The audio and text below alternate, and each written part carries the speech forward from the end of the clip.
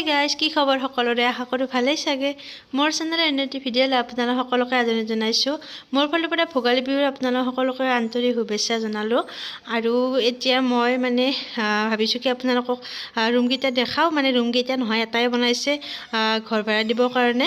আৰু ছাইডত অলপমান জাগা আছিল যিহেতু, আৰু টাউনৰ মাটি অকণ বহুত বেছি যথেষ্ট আমাৰ কাৰণে অলপমান মাটি, আৰু সেইকাৰণে পেলাই থকাতকৈ ভাবিলোঁ কি ৰুম কেইটামান বনাই দিলে কিবা এটা আহি থাকিব আৰু তাৰ পৰা, সেইকাৰণে আৰু এনেই থকাতকৈ। আৰু সেইকাৰণে ভাবিলোঁ কি এনেকৈ ধুনীয়াকৈ ৰুম এটা এইটো ওলাল বাৰু, বাকী দুটা বনাব আছে।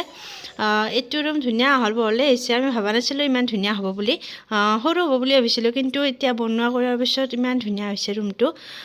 ধুনীয়া হৈছে ভাড়া দিবৰ কাৰণে, আৰু টিংপাতকেইখন লগালে হৈয়ে গ'ল চব কাম। আৰু আজি হৈছে উৰুকা, আৰু উৰুকাৰ দিনা ৰাতিপুৱা মাহঁতে গ'ল বজাৰত, আৰু এইফালে বাইদেউ ভিনদেউহঁতৰ পৰাও মাছ মাংস চব্জি লাৰু পিঠা এনেকৈ কিবা কিনি অলপমান দি পঠিয়াইছিলে সেনেকৈ। আৰু এইফালে হাঁহৰ মাংস, লোকেল মুৰ্গী, তাৰপিছত আৰু পঠা আৰু খাচীৰ মাংস, আৰু এইফালে মাছ, ৰৌ মাছ নহয় ভৌকা মাছ সেনেকৈ, আৰু কিবা কানি।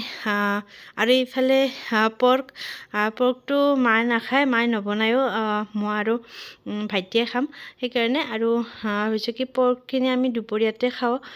এতিয়া বহুত বেছিকৈ অনা নাই, পৰ্কটো আধা কেজিমান আনিছে, বাকীখিনি সেনেকৈ তাহাঁতে দিয়া আমাৰ ঘৰৰো সেনেকৈ মিলি এইখিনি হৈছে। আৰু মানুহ যিহেতু তিনিটা, ইমান বৰ খাব নোৱাৰি, গোটেইখিনি নবনাওঁ বাৰু, হিচাপ কৰি মায়ে বনাব। আৰু এতিয়া আমাৰ গাহৰিখিনি হৈয়ে গ'ল। এতিয়া সময় হৈছে 1:30-2টামান বাজিছে। ভাবিলোঁ কি যিহেতু দিনটো একো খোৱা নাই, সেইকাৰণে অকণমান গৰম ভাত বহাই দিছোঁ। আৰু এয়া গাহৰি দি আমি পৰ্ক আৰু ধুনীয়া আৰু এইভাগে ধুনীয়া দিছোঁ না, ধুনীয়া হৈছে। আৰু এইফালে জহা চাউলৰ ভাত, এনেকৈ আমি দুপৰীয়া ভাত খালোঁ। আৰু এইফালে মই যোগাৰ কৰাত লাগিছোঁ কি আপোনাৰ, আৰু ঠাণ্ডাৰ দিন যিহেতু একেবাৰে সময়টো পটকৈ যায়, দিনটো একেবাৰে ছুটি, সেইকাৰণে ভাবিলোঁ কি এতিয়া যিহেতু 3টামান বাজিলে, সেইকাৰণে মা সন্ধিয়াৰ পৰা বনোৱা ষ্টাৰ্ট কৰিব।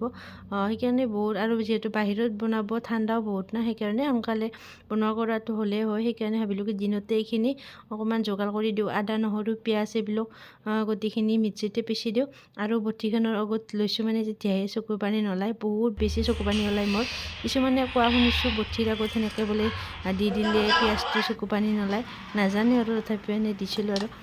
আৰু এইফালে মায়ে এতিয়া মাছ ফ্ৰাই কৰিব। ভাবিলোঁ কি তাৰ আগতে মই কাটা নিমকিখিনি বনাই লওঁ, সেইকাৰণে তাৰ কাৰণে মই এনেকৈ ধুনীয়াকৈ এটা চেপতে কাটি লৈছোঁ। আৰু এতিয়া মই কাটা নিমকিখিনি বনাম। আৰু চৌকাত এইকেইদিন চৌকাত বনাই চৌকাতে ভাল লগা হৈ গৈছে, সেইকাৰণে বিহুৰ চবখিনিয়ে লাড়ু পিঠা চবখিনি আমি চৌকাতে বনাইছোঁ এনেকৈ। আৰু চৌকাটো মায়ে নতুনকৈ বনাইছে, কেনেকুৱা হৈছে জনাবচোন। বহুত বেছি ধুনীয়া, আৰু অকণমান ওখ হৈছে না, সেইকাৰণে বহুত বেছিয়ে ভাল হৈছে। খৰি চৰি ভিতৰত দিবৰ কাৰণে আৰু মোৰতে সুবিধা হৈছে আৰু বহুতখিনিয়ে। আৰু ৰিফাইনখিনি গৰম হ'ব দি মই অকণমান দি চালোঁ তেলটো গৰম হৈছে নে। তেলটো সুন্দৰ গৰম হৈছে, বহুত বেছিও গৰম হ'ব নালাগে, এতিয়া ৰঙা পৰি যায় সোনকালে। ভিতৰটো সিজিব লাগিব যিহেতু, সেইকাৰণে এটা নিয়মত যাতে ৰঙা পৰিও নাযায়, সেনেকুৱা মাধ্যমত। আৰু এই হাঁহকেইটা মুৰ্গী একেবাৰে পোহৰ থকাতে সোমালে আৰু নিজৰ জেগাত।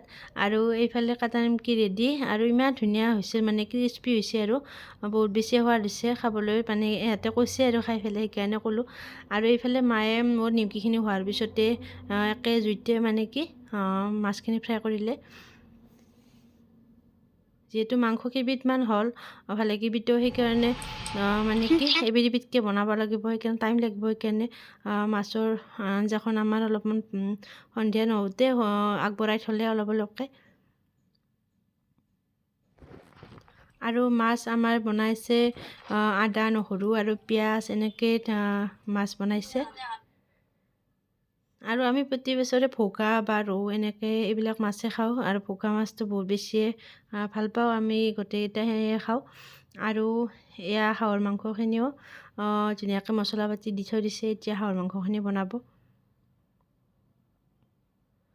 আৰু হাঁহটো বহুত বেছিয়ে ফেভাৰিট, আৰু হাঁহটো আমি সেনেকৈ হাঁহ বিহুত খাই পোৱা নাই, এইবাৰ ফাৰ্ষ্ট টাইম খাইছোঁ। কিন্তু হাঁহ দেউতাই আগতে ভাল নাপাইছিলে সিমান এটা, আৰু মাৰো সিমান ফেভৰেট নহয়, কিন্তু মই বহুত বেছি ভাল পাওঁ। এনেকৈ আৰু এয়া হাঁহৰ আঞ্জা বহুত বেছি মই গোটেইখিনি ৰেচিপি কৰি দিয়া নাই আৰু আপোনালোকৰ বৰবাব কোনেনো নাজানে বনাব সকলোৱে জানে বাৰু সেইকাৰণে থুলমূলভাৱে দেখুৱাইছোঁ আৰু ইমান ধুনীয়া কালাৰ এটা আহিছে চাওকচোন আৰু বহুত বেছিয়ে টেষ্টি হৈছিল হাঁহৰ আঞ্জাখন আৰু এয়া লোকেল